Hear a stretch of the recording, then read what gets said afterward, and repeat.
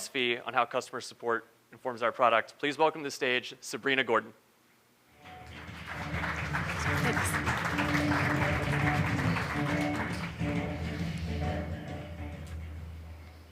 So my question for all of you tonight is, does your support team know more about your product than you do? As Adam said, I'm a customer support lead at Intercom in San Francisco, which means that me and my team sit in between our customers and our product team. And our product team is incredible. We are a product-first company, and we have a really, really high bar for product. But sometimes they ship things that are less than perfect. That makes our customers sad, which makes our customer support team sad, which makes our product team sad.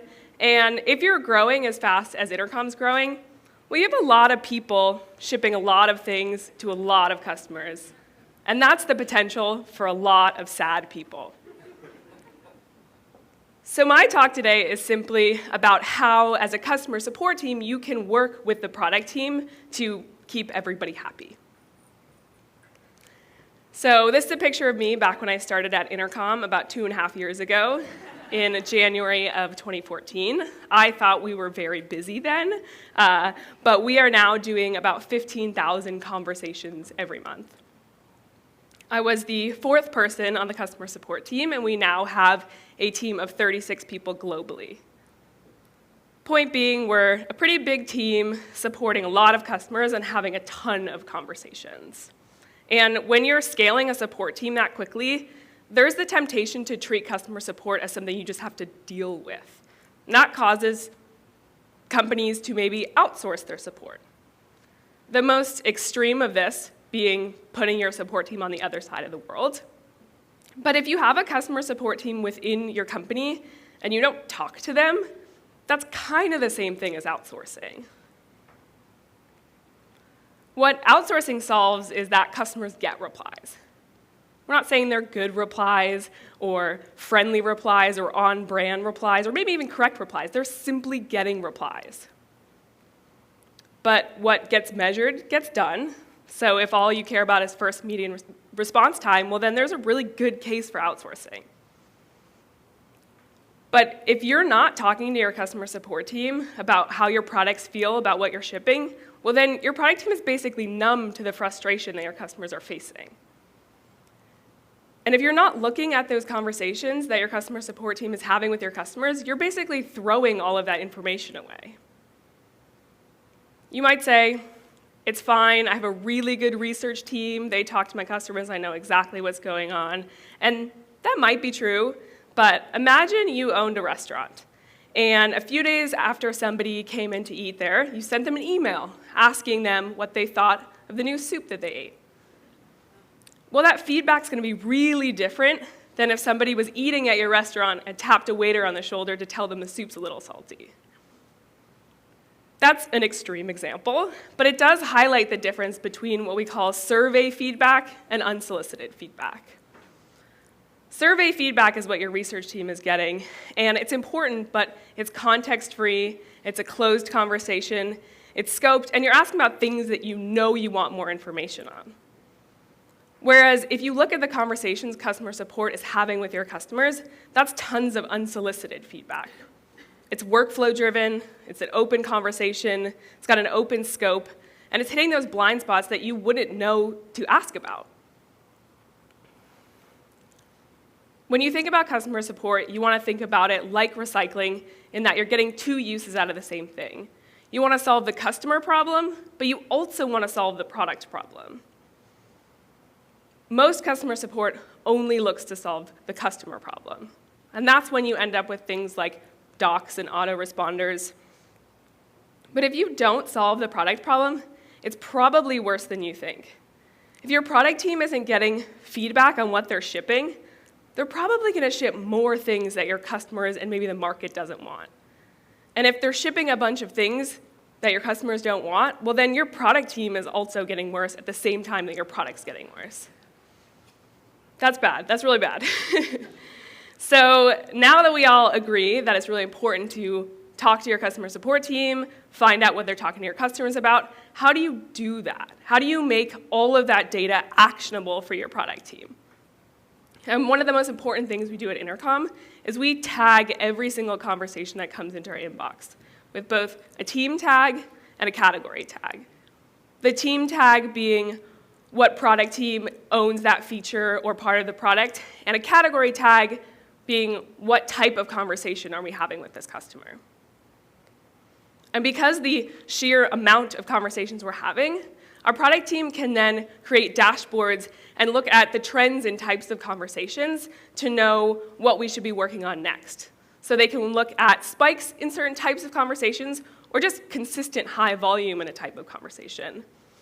And something we've done recently with this is we've noticed a consistently high volume in conversations tagged team acquisition, which is our team that works on user onboarding, and confused, which basically means a customer is writing in, they are stuck on something with our UI that they can't figure out, and they're forced to write into support. And so people were writing in as they're trying to get started because they couldn't get the Intercom messenger to appear. And so we had our research team look at all these conversations and work with the PM on the team to scope this project that we've called Where is the Messenger, which hasn't come out yet, but customer support is super, super excited about this project. The reason why people were writing in at this point is because when you install Intercom, you have to do two things. The first is to install a little piece of JavaScript into your site. The second thing is you actually have to sign up for one of our paid products because all of our conversation features are only available in our paid products. So you needed to do both of those things in order to get the messenger to show up. So if you did both of those things, you'd see the messenger on your site, and you'd be like, that's great, I'm super excited to get started with Intercom, I want to play with this. If you've only done one of those things, you actually just see nothing. And so people that are installing Intercom are like, I'm pretty sure I did the JavaScript correctly, I need to write into support.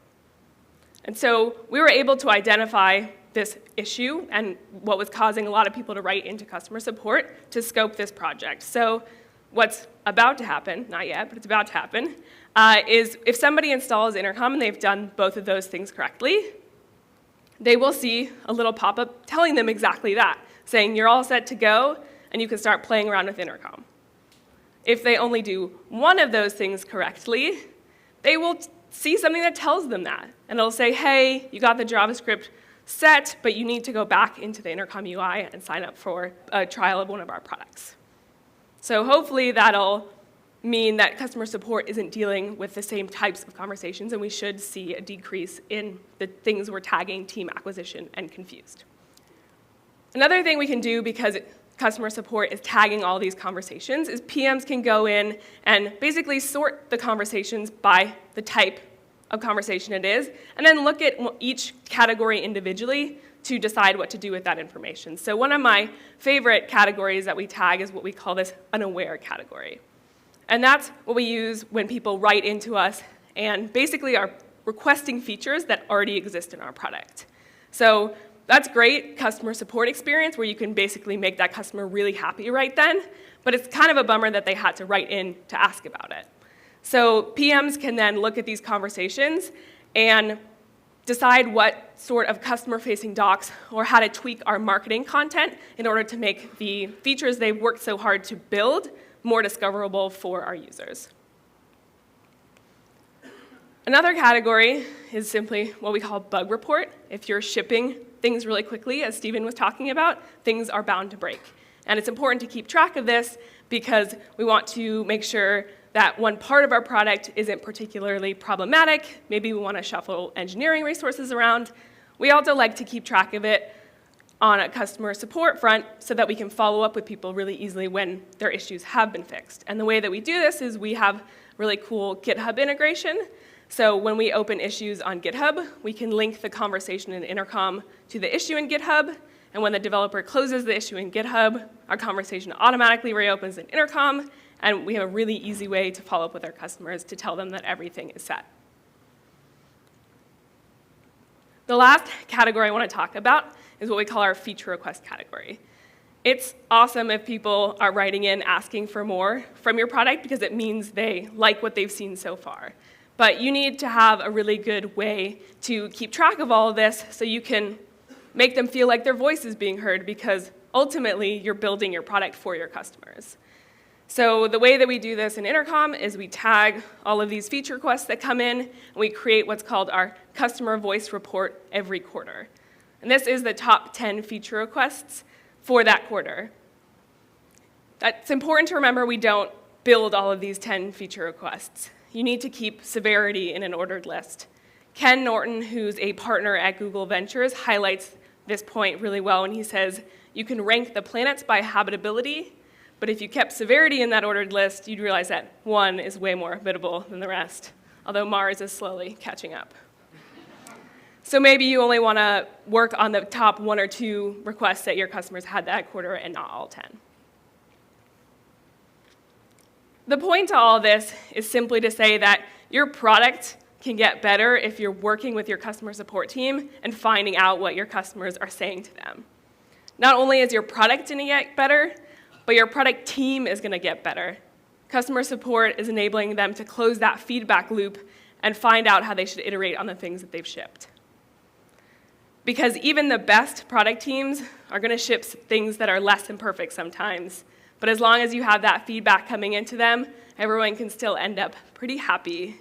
So if you're not already working with your customer support team, go to work tomorrow, talk to them, ask them what they're doing, ask them what their customers are saying, because they're a bunch of angels doing really great work. Thank you, guys.